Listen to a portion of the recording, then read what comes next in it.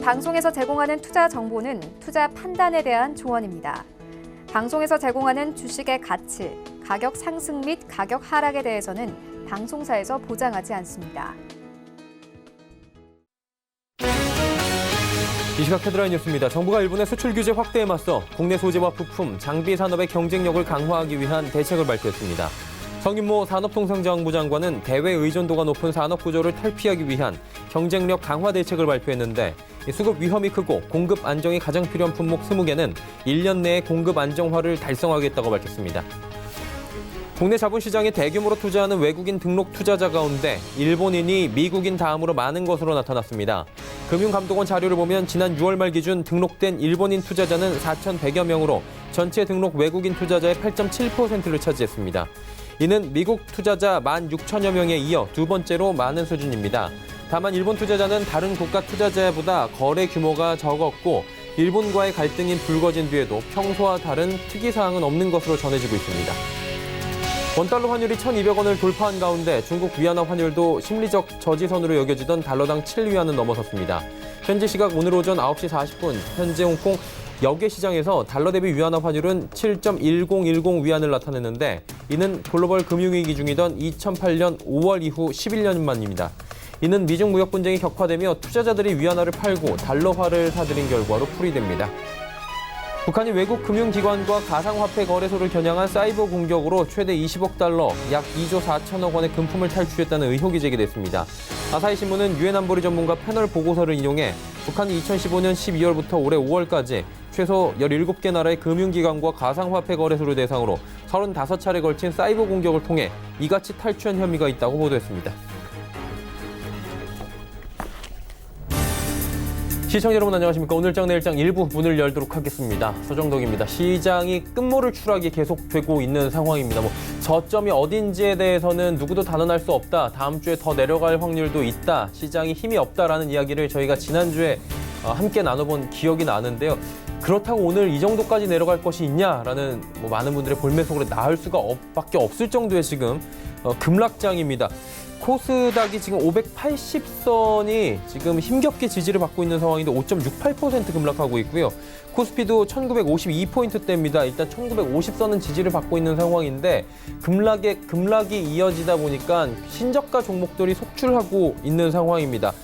자, 지금 심리적 지지선들 다 밀려 내려갔고요. 하루 만에 코스닥은 600선까지 밀려 내려갔습니다. 문제는 이렇다 할 반등 모멘텀이 없습니다. 그리고 지금 시장이 저점이라는 인식보다는 더 빠지는 거 아니냐, 그리고 더 올라갈 이유가 없다.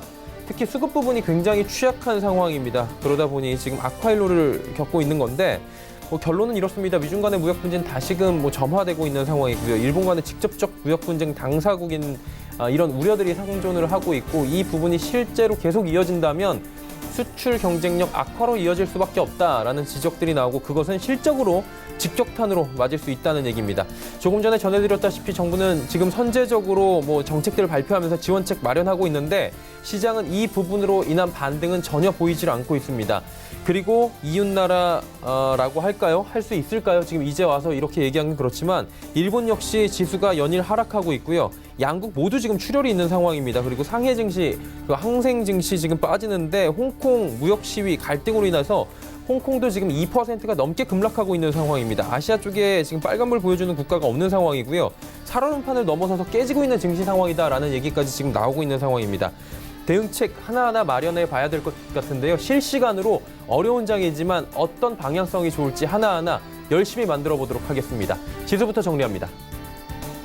코스피 지수가 1952포인트대입니다. 45포인트가 넘게 급락하고 있고요. 2%가 넘게 빠지고 있습니다. 하지만 2%의 하락이 상대적으로 코스닥에 비하면 적게 느껴지는 게 완벽한 착시 효과로 지금 다가올 정도로 코스피도 어렵지만 코스닥이 잠시 뒤에 보시겠지만 더 어렵습니다. 하루간의 흐름을 코스피 좀 살펴보면 1983부터 1948까지 반등 없이 밀렸고요. 1950선만 힘겹게 지금 지지를 받고 있는 상황입니다. 다음 살펴보도록 하죠. 기관이 4,128억 원을 매수합니다. 일단 구원투수로 들어왔고요.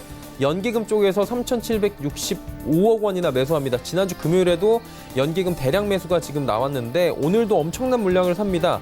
금융투자 쪽에서도 저점에서 또 프로그램 매수가 들어오고 있는데 투신 쪽에서 일단 162억 원의 매도가 나오고 있고요. 외국인의 매도가 많습니다. 지금 현선물 시장에서 외국인 같은 경우에는 오늘 포지션 모두 다 셀 포지션 잡고 엄청나게 지금 매도를 하고 있는 상황입니다.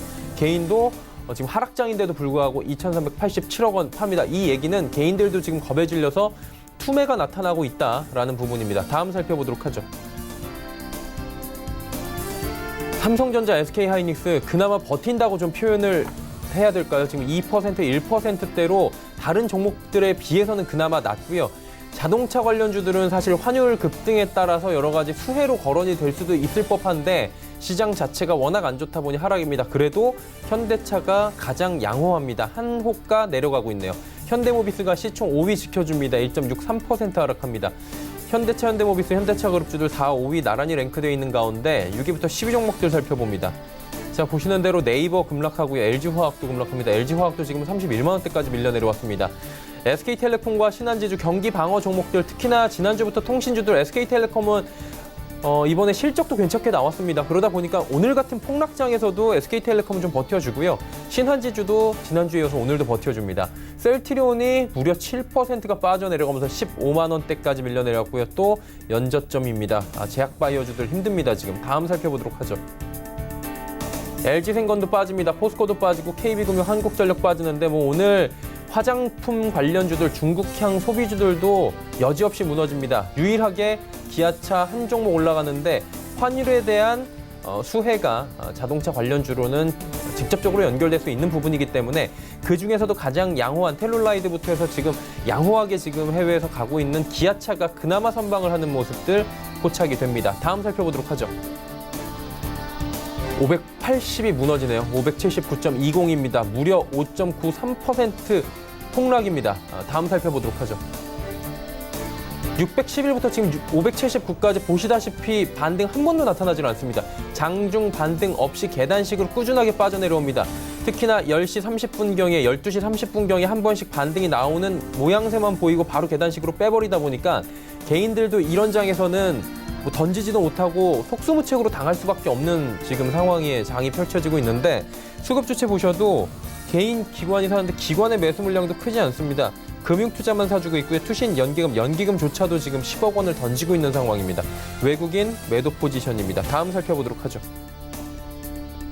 셀트리온 헬스케어 6.9% 급락, CJENM 상승해서 하락 전환, 헬릭스미스 무려 12% 급락, 펄어비스 3%, KMW 4.73%. 시총 순위들은 변동이 생기고 있는데 모두 다 폭락입니다. 말 그대로 CJENM이 그나마 버티는데도 2.5% 하락입니다. 다음 살펴보도록 하죠. 이게 심리적인 지지선이 무너지다 보니까 올라가는 종목들이 드뭅니다. SK머티리얼즈는 일본과의 무역 전쟁에서 수혜를 받을 것이다 라고 지금 꼭 집어서 얘기가 나온 종목이기 때문에 이 정도 올라가고 있고요. 최근에 하락장에서 좀 반대로 움직이는 종목들은 일본 관련 반사익 기대되는 종목들밖에 없습니다. 메디톡스 지금 20% 가깝습니다. 신라젠 2연속 장 개장과 동시에 점 하한가 같습니다. 스튜디오 드래곤도 2%대, 슈젤도 하락합니다. 다음 살펴보도록 하죠. 메디톡스와 슈젤의 지금 순위가 바뀐 게 방금 전에 포착이 됐었고요. 파라다이스 8.6% 급락, SFA 2.24%, 원익 IPS 고영 조금씩 빠지는데 솔브레인도 지금 윗골이 달고 전부 다 상승폭 반납하고 있는 상황입니다. 솔브레인도 일본과의 무역 전쟁으로 직접적으로 수혜가 예상이 된다. 지난주에 삼성전자와의 지금 납품이 예상이 된다라는 이슈로 계속해서 등락을 거듭하고 있는데 장 자체가 안 좋다 보니 힘이 없는 상황입니다. 다음 살펴보도록 하죠. 오늘 원달러 환율이 문제입니다. 지금 이 정도 올라간 적이 올 들어서 첫 번째인 것 같습니다. 1.3%는 올 들어 첫 번째로 이 정도까지 올라가는데 말 그대로 환율은 급등입니다. 1214원대까지 올라가면서 지지선 다 뚫고 연고점 지금 만들고 있는 상황이고요. 이뿐만이 아니라 원엔 환율도 지금 급등을 보이면서 1100원대 중반대까지 올라와 있는 상황입니다. 1년 만에 어마어마하게 지금 환율 그리고 엔 모두 다 움직이고 있고 위안은 지금 7위안을 넘어서고 있기 때문에 대외 변수에 굉장히 민감하게 움직일 수밖에 없는 상황입니다. 금일 본 방송에서 제공해드리는 정보는 투자 판단에 대한 조언일 뿐입니다. 해당 주식의 가치와 수익률 보장해드리지 않는다는 점 참고해 주시길 바랍니다. 자, 이슈 점검해 보도록 하겠습니다. 펠리즈 투자인 리서치 김민수 대표와 함께합니다. 대표님 안녕하세요. 네, 안녕하십니까. 예, 오늘 같은 시장은 그냥 휴장했으면 좋겠다라는 생각이 개인적으로 들 정도로 오늘 장은 여기까지 했으면 좋겠다는 생각이 좀 들 정도로 폭락을 하고 있는데 지금 시장 상황 점검과 함께 이번 한 주간의 이슈들, 어떤 이슈들을 조금 더 주목해야 되는지 들어볼까요? 네, 시장을 바라보면서 짜증이 나다 못해 이제 거의 시장을 놓는 분위기로 바뀌어 있는 상황인데요. 특히 2~3% 하락은 거의 어떻게 보면 지난 흐름들로 봤었을 때는 거의 그나마 다행이었다라고 볼 수 있는 낙폭이 보여주다 보니까 손 놓고 아무것도 못하고 있는 그런 시장의 분위기가 나온다는 것에 대해서 참 개탄스러울 수밖에 없는 상황이라고 봐야 될 것 같고요. 그러다가 그런 과정에서도 일단 신용장구가 계속 급하게 축소되고 있고 기술적으로는 월봉 기준으로 봤었을 때 어느 정도 단기 한 570선까지 들어갔다라고 하게 되면 일단은 어떤 기술적인 차원에서의 변화 가능성도 나오고 있는 상황이기 때문에 큰 낙폭이 오히려 빠른 안정으로 들어갈 수 있는지의 변화들도 일단은 체크를 해볼 수 있을 것 같은데 아직까지는 모르겠습니다. 어떤 시장 동향들과 함께 수급 동향 그리고 신용 잔고 동향들 계속 확인해야 될 것 같고요. 그와 함께 이제 이번 주 이어질 여러 가지 일정들을 살펴보게 되면은 일단 오늘부터는 한미 연합훈련이 실시가 되면서 다시 이제 북한의 어느 정도 반발, 특히 미사일을 또 쏘면서 계속 대치 상태가 이어지는지 확인해야 될 것 같고요. 또 하나 오늘도 정부에서 산업 경쟁력 강화 대책으로 인해서 매년 1조 원 이상 부품 장비 쪽에 투자를 한다라고 얘기를 했는데 아마 시장에서는 움직이는 종목만 움직인다고 하더라도 실질적인 어떤 수혜는 아무래도 대기업 계열과 관련된 쪽에 전통적으로 소재 강점이 있는 회사들이 좀 더 눈여겨볼 필요가 있지 않을까 생각되고 있고요. 대표적으로 SK그룹 쪽의 SKC나 아니면은 효성 관련된 쪽에 효성 첨단 소재, 효성화 이런 종목들이 오히려 더 빛을 발하지 않을까라고 보여지고 있는 가운데 일단 또 추가적인 동향들을 확인해야 될 것 같고요. 그밖에 오늘 미국의 7월 서비스업 PMI와 7월 자동차 판매가 발표될 걸로 보여지고 있는데 서비스업 PMI는 중국도 마찬가지겠지만 그나마 나은 지수죠. 하지만 특히 이제 미국 같은 경우는 소비 쪽이 그나마 양호한 모습들로 보여지다 보니까 PMI가 양호한 모습들로 서비스업 쪽에서는 진행이 되는데 불안하죠. 아직까지 제조업 관련된 쪽의 기대감이 상당히 낮은 쪽에서 여전히 버틸까는 눈여겨봐야 될 부분이라고 생각되고 있고요.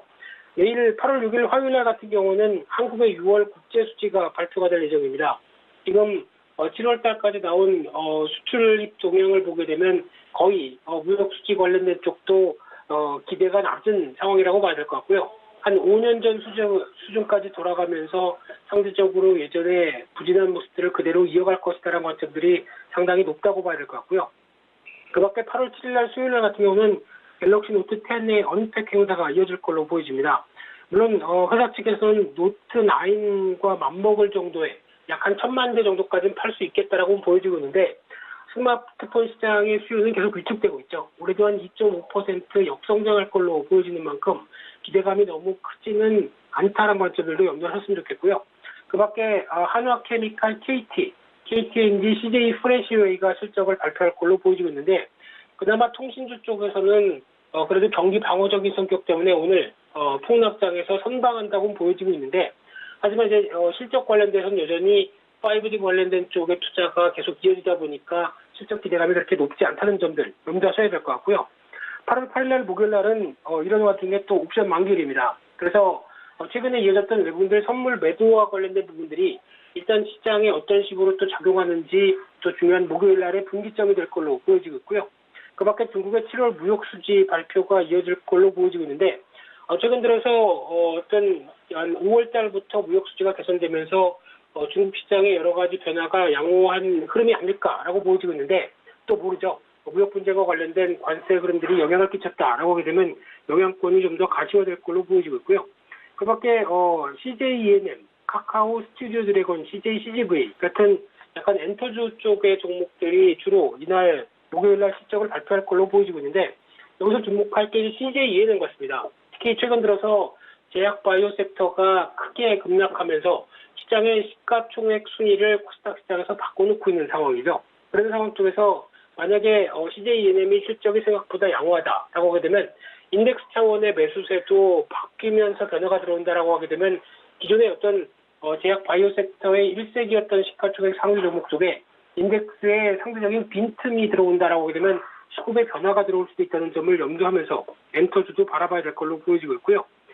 마지막으로 8월 9일날 금요일날 같은 경우는 또 안 좋은 소식 중에 하나, 특히 MSCI 신흥국 지수의 8월 전기 변경이 발표가 예정되어 있고요.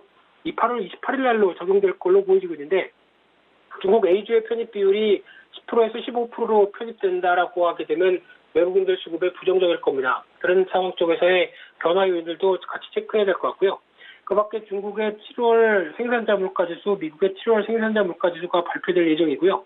그 밖에 실적 발표 쪽에서 NHN, 펄어비스, 삼성화재, 컴투스, 즉 게임주가 대거 실적 발표가 대기하고 있다. 이렇게 보시면 될 것 같습니다. 네. 지금 사이드카가 발동이 됐습니다. 코스닥이 6%가 넘게 하락이 진행이 되면서 사이드카가 발동이 됐고요. 올 초에 상승 부분에서 사이드카가 발동이 됐었는데 오늘은 하락 국면에서 사이드카가 발동이 되면서 코스닥은 현재 거래가 잠시 멈춰 있는 상황이고요. 코스피는 아직까지는 거래가 지금 움직이고 있는 것으로 집계가 되고 있습니다. 일단 사이드카까지 걸렸어요, 대표님. 이거 어떻게 해야 될지 이번 주에 시장 전략들이 무의미하다라는 얘기는 나오지만 그렇다고 저희가 손 놓고 있을 수는 없잖아요. 전망이나 그래도 어떤 방향성이 그나마 좀 최선일지 짚어주시겠습니까? 네, 일단 지금 어느 정도 주요 이슈, 특히 악재밖에 없는 상황 쪽에서 악재가 한꺼번에 몰아닥치면서 시장이 충격을 받았다라고 하게 되면 지금 벌어지고 있는 거 그 자체로 일단 해석할 필요가 있을 것 같고요. 그런 차원으로 봤을 때 앞서 잠시 말씀드렸지만은 월봉상이나 기술적으로 봤을 때 장기 흐름으로 보게 되면 코스닥 시장 570선은 의미가 있다고 봐야 될 것 같습니다. 그런 차원에서 빠르게 여기까지 들어왔다라고 하게 되면 일단 주변 여건만 조금만 안정이 된다고 하게 되면 바로 또 변화가 들어갈 수 있는 지수다라는 점은 염두를 하셨으면 좋겠고요. 그런 차원에서 이제 또 외국인들 쪽의 동향, 특히 수급 동향과 신용 잔고는 앞서 말씀드린 것처럼 어느 정도 좀 부담이 줄었다라고 하게 되면 변화의 가능성도 타진할 수 있다라고는 봐야 될 것 같고요. 하지만 중요한 건 이제 미국 시장 같습니다. 특히 미국 시장이 이제 막 고점에서 꺾여 내려가기 시작하면서 변화가 되는 마당에서 만약에 조정폭이 깊어진다라고 하게 되면 국내 시장도 자유로울 수는 없겠죠. 그런 관점 쪽에서 일단 정리해서 말씀드리게 되면 미국 시장의 동향과 그리고 추가적인 어떤 수급 동향들 그리고 신용 잔고들 이런 쪽을 확인해 보시되 일단 지금 여기 와서 주식 비중을 줄이라고 하는 건 의미가 없다고 봐야 될 것 같고요. 그나마 이 정도에서 어느 정도 여력만 찾으면 코스피 같은 경우는 2000선, 코스닥은 한 600선에서 한 620선 정도까지는 빠른 반등도 들어올 수 있다는 관점들로 염두하시되 그렇다고 하더라도 위험 자산에 대한 축소는 계속 나올 수밖에 없는 구조다라고 하게 되면 반등 시에는 일단 어느 정도 주식 비중에 대해서 과하다 싶으면 계속 줄여 가시란 말씀밖에 못 드리는 게 일단 지금 전략의 한계가 아닐까 그렇게 보이시고 있습니다. 네, 알겠습니다. 지금 시장 상황들 하나하나 정리를 해주셨고요. 지금의 최선의 방어법에 대해서 말씀을 해주셨습니다. 오늘 말씀 여기까지 듣겠습니다. 고맙습니다. 네, 감사합니다. 펠리지 투자인리서치 김민수 대표와 함께했고요. 이슈 칼럼 이어갑니다.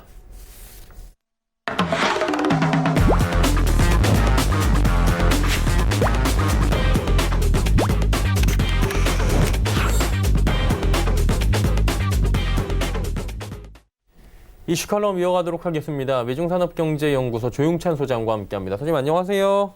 예, 안녕하십니까. 우리 시장 굉장히 안 좋습니다. 그리고 지난주 금요일에 미국 시장도 하락 마감을 했는데 보니까 연준에서의 이 금리 인하의 신중론 부분에다가 미중 간의 무역 분쟁 때문에 그런 것 같아요. 연준부터 좀 여쭤볼게요.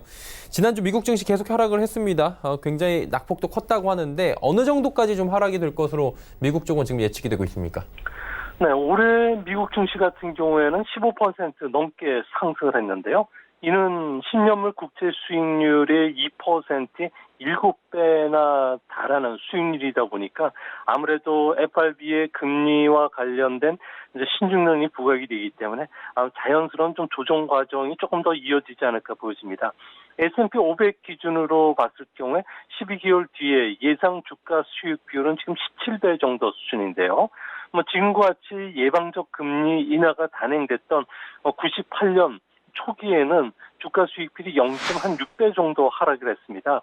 여기에 이번에는 무역 전쟁으로 인한 생산 차질도 예상이 되는 만큼 기업 실적에 부정적인 영향을 끼칠 수가 있는데요. 이 때문에 앞으로 S&P 500 같은 경우에는 주가 수익률이 15배에서 한 16배 정도가 예전 수준으로 돌아왔을 경우에는 지수상으로는 2,700에서 2,800포인트 정도이기 때문에 지금보다는 조금 더 하락할 수 있지 않을까 보여집니다.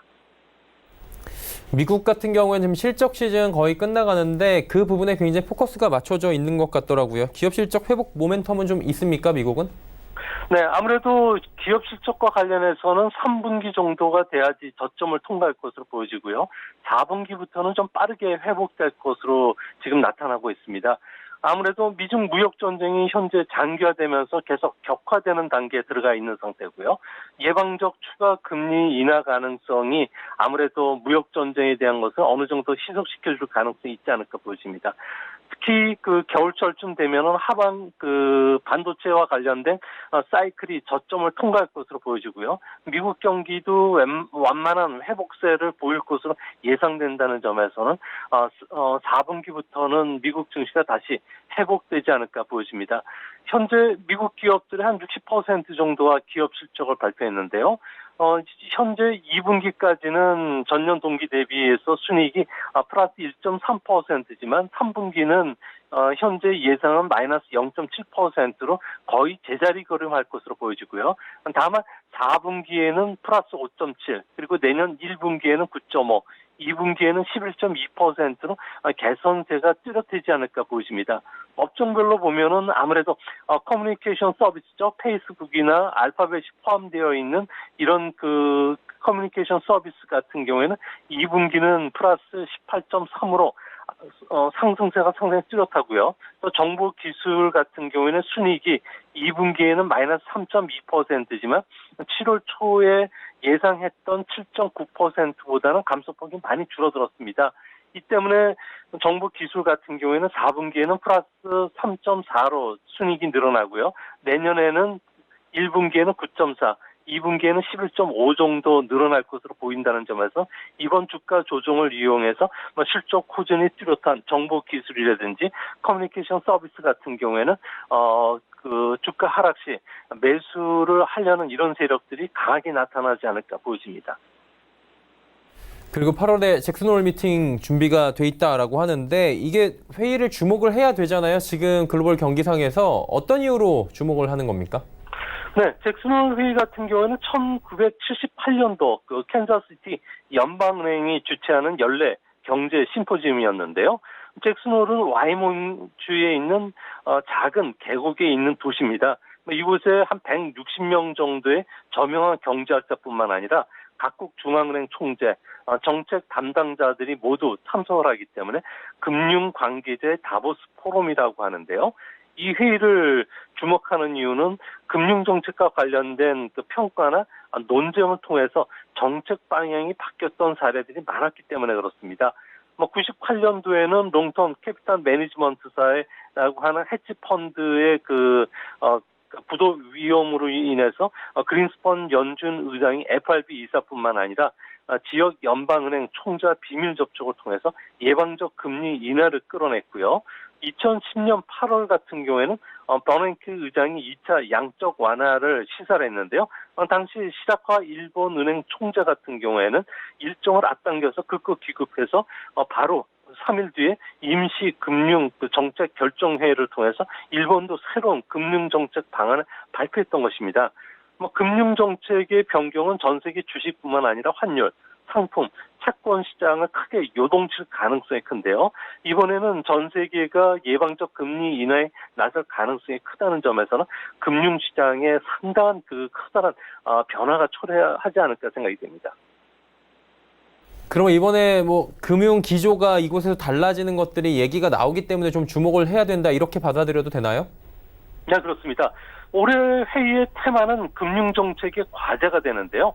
잭슨홀 회의는 비공개 회의지만 아무래도 세계 경제가 직면한 주요한 경제 문제를 다루지다 보니까 공개된 토론 자료라든지 각국 중앙은행 총재의 기자회견을 통해서 발신되는 정보가 시장에 상당한 영향을 끼칠 수밖에 없습니다. 2014년 8월 같은 경우에는 드라기 22 총재 같은 경우에는 강연 원고도 없이 자산 매입 프로그램을 도입하겠다는 애드립을 했는데요. 이 때문에 9월 4일 날에는 금리 인하 실제 일어났고요. 10월에는 자산 매입이 전격적으로 실시가 됐었습니다. 올해는 무역 전쟁으로 인해서 글로벌 경제를 둘러싼 불확실성이 커진 만큼 전 세계가 예방적 금리 완화에 나서자는 이야기들이 나올 것으로 보여지고요. 이렇게 되면은 아무래도 환율 시장이 커다란 변화를 초래하지 않을까 보여집니다. 또 한 가지는 디지털 통화에 대한 글로벌 규제 당국의 협력 문제가 되는데요. 현재 각국 중앙은행 총재들 같은 경우는 블록체인에 대해서는 우호 조직이 있지만 비트코인에 대해서는 글로벌 규제를 강화시켜야 되겠다는 의사들이 통일되고 있기 때문에 아무래도 비트코인과 관련돼서는 좀 조정 국면에 들어갈 가능성이 있지 않을까 보여집니다. 또 한 가지는 현대 통화 이론에 대한 논의가 예상이 되는데요. 이전까지는 물가 목표에 따라서 통화량 공급이라든지 금리 정책을 정했지만 최근 신경제 도입으로 인해서 이런 물가 목표에 구애받지 않고 통화를 푸는 문제와 관련해서도 좀 본격적으로 논의가 된다고 합니다. 미국과 신흥국에 이어서 유럽까지도 9월 금리 인하에 나선다면은 앞으로 금융 완화에서 실시가 어려운 일본 같은 경우에는 급속한 앵구가 찾아오는데요. 벌써 현재 1달러에 105엔까지 급등을 했는데요. 이렇기 때문에 일본은 수출 부진 속에서 아무래도 주가 조정뿐만 아니라 경제에도 악영향을 미칠 수 있는 만큼 일본이 또 서둘러서 단기 금리를 마이너스 0.2%까지 인하시키고요. ETF 매수에 나설 것으로 보여지지만 아무래도 전 세계와 다른 정책 방향을 갖고 있기 때문에 앞으로 일본에서는 금융이나 외환 시장 같은 경우는 커다란 변화가 좀 찾아올 가능성이 크지 않을까 보여집니다. 그리고 유가 부분 한번 여쭤봐야 될 것 같은데 한동안 지정학적 리스크로 유가가 우리나라에도 영향을 줄 것이다라는 얘기가 나왔는데 요즘에 좀 잠잠하거든요. 60달러 이하의 안정된 움직임인데 이 움직임은 어떻게 보고 계십니까? 네, 오펙 같은 경우에는 지정학적 문제뿐만 아니라 산유국들의 협조 감산으로 인해서 WTI 원유 가격은 7월 초에 61달러까지 올라갔다가 현재는 55달러 전후까지 떨어졌는데요. 아무래도 원유 수급 측면에서 변화가 있기 때문에 그렇습니다.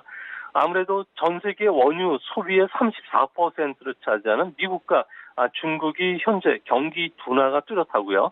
또 무역 전쟁이 장기화되기 때문에 세계 경기 둔화로 인한 투기꾼들의 원유 선물 매수세가 나타나지 않고 있기 때문에 그렇습니다. 또 한 가지는 공급 측면에서 보면요. 미국의 입김이 원유 시장에서는 점점 세지고 있는 것도 부담입니다. 기술 혁신으로 인해서 미국의 쉘 오일의 채산 단가가 60달러 이하로 지금 떨어져 있는데요. 이 때문에 미국이 같은 경우에도 60달러 정도가 국제유가가 올라간다면은 다시 가동이 늘어나면서 원유 공급량이 플러스로 돌아설 수밖에 없는 상황입니다. 여기에 호르무즈 해협의 군사적 긴장감은 높지만 원유 시장은 이미 충분한 공급량을 확보한 상태고요.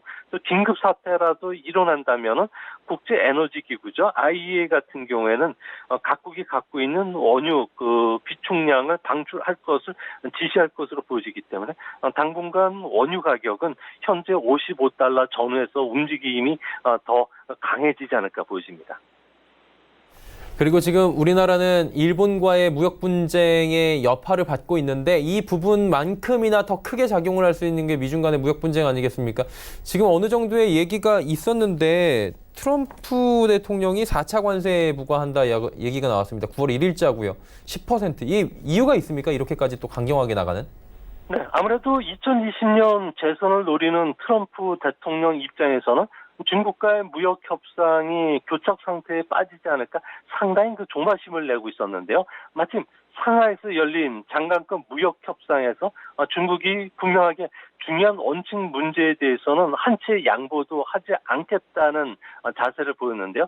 이 때문에 미국이 제4차 관세를 전격적으로 단행을 했던 겁니다.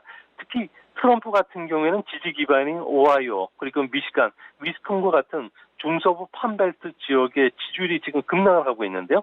이 지역의 콩 재고가 무려 4,900만 톤에 달하는 상황입니다. 중국이 대두를 300만 톤 구매를 약속했지만 당초 약속했던 3천만 톤에는 크게 못 미치는 상황이고요. 이뿐만 아니라 면화나 돼지고기, 수수와 같은 부분도 소규모로 수입 의사를 밝혔을 뿐 무역 협상이 그 화해 문제와 연결해서 장기화 전략을 구사하고 있기 때문에 트럼프가 크게 분노했던 것으로 보여지고요. 이뿐만 아니라 미국 안에서 지금 사회 문제가 되고 있는 마약성 진통제 페나닐 같은 경우에는 2016년도만 하더라도 과다 복용으로 해서 2만 명가량이 미국에서 약물 중독으로 사망을 했는데요. 중국이 21세기 아편이라고 불리는 페나닐 같은 경우에는 제약이나 화학 공장에서 대량 제조를 해서 멕시코나 캐나다의 그 다크웹이죠. 통해서 그 택배로 보내지면서 미국인들이 손쉽게 접촉을 하고 약물 중독에 빠지고 있기 때문에 페나릴 같은 경우에도 아무래도 더 강하게 압박하기 위한 이런 조치로 보여집니다. 지금 뭐 이렇게 관세를 발동한다 하니 또 글로벌 경기가 요동치고 있는 것 같은데 실질적으로는 이게 계속된다면 어떤 악영향이 저희가 온다라고 보면 되나요? 네, 트럼프 대통령 같은 경우는 1, 2주 안에 구체적인 4차 관세와 관련된 목록을 공개할 것으로 보여지는데요. 아무래도 그 전체 수입 총량의 한 50%에 달하는 3천억 달러, 그러니까 약 3,800 품목이 해당이 될 것으로 보여집니다. 산업 기계 같은 자본재가 44%고요. 소비재는 40%, 부품이나 소비재와 같은 중간재가 한 15% 정도가 된다고 합니다. 10% 관세 부과만으로도 이번 그 미국의 블랙 프라이데이, 크리스마스까지 연말 상전에 팔릴 핸드폰이나 게임기, 노트북, 복합기와 같은 소비재 가격 인상이 불가피하기 때문에 미국 기업들 실적이 악화되는 것은 불가피하고요. 노트북은 현재 그 중국에서 미국이 387억 달러, 또 게임기도 수입을 하는데 중국 의존도가 무려 90% 이상 된다고 합니다. 최대 수입 품목이라고 할 수 있는 스마트폰 같은 경우에는 448억 달러 정도로 수입하면서 중국 의존도가 80% 정도 되는데요. 이 때문에 양국이 이런 무역 전쟁을 벌인다면 IMF 같은 경우는 중국은 성장률이 최대 1.5%포인트, 그리고 미국은 0.6%포인트 떨어지고요. 세계 경제는 마이너스 0.3% 정도 하락할 수밖에 없는 상황으로 보여집니다. 그런데 지금 미국 기업들도 이제 뭐 대놓고 반대를 좀 하는 것 같습니다. 서한을 보내고 있다고 하는데 기업들 가운데 미국 기업은 어떤 기업이 가장 큰 영향을 받을까요? 아무래도 월마트, 코스코, 갭, 리바이스 같은 미국을 대표하는 대형 유통업체뿐만 아니라 신발이나 의류와 같은 소비업체 한 600여 곳이 가장 직격탄을 받게 되는데요. 미국 기업들이 이렇게 결사 반대하는 이유는 트럼프 행정부가 출범하기 전에 관세율은 1.5%였지만 4차 관세 부과로 인해서 관세율이 무려 6에서 7%까지 급등을 했다는 겁니다. 1930년대 대공황 초기에 미국은 산업보호정책을 제정하면서 스무스 홀리 관세법에 의해서 관세율이 14%에서 20%까지 올랐는데요. 단순히 상승률만 놓고 본다면 당시를 필적한 수준이라는 겁니다.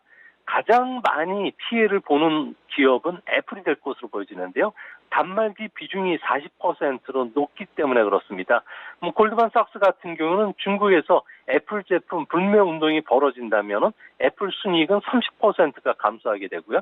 연간 150억 달러 이상의 피해를 볼 수가 있다고 합니다.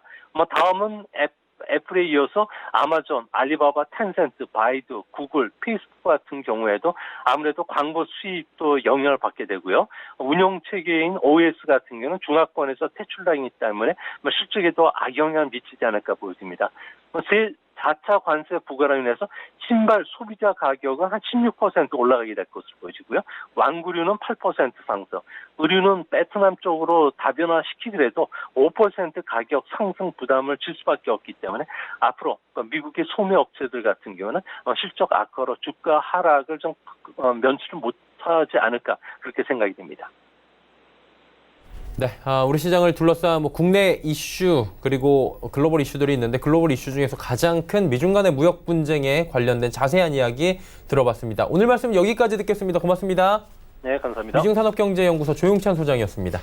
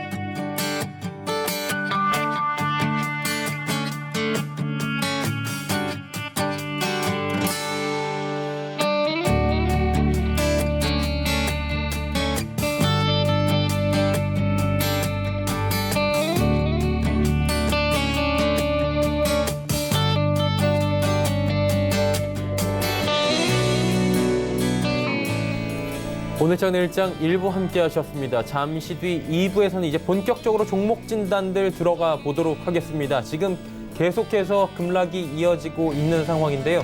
두 분의 전문가와 함께 시장 상황 하나하나 알아보고 종목 이야기들 나눠보도록 하겠습니다. 2부에서 뵙겠습니다. 고맙습니다.